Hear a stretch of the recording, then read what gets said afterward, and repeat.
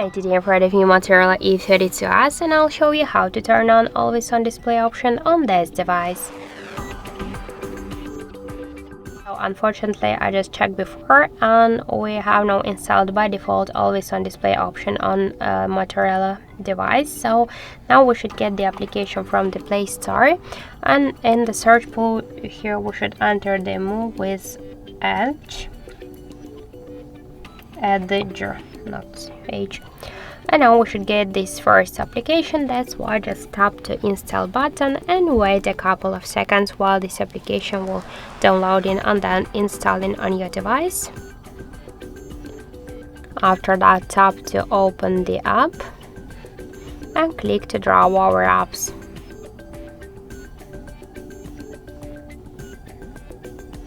Then find Muviz Edge application and click on the switcher. After that, go back and tap to AD. Here you'll see all of the available just tabs which you can set on your AD screen. So just tap to apply, and now let's just lock the device, and we can see that we just successfully activated the always on display option. So that's it. Thank you for watching, and if you find this video helpful, don't forget to leave a like, comment and to subscribe our channel.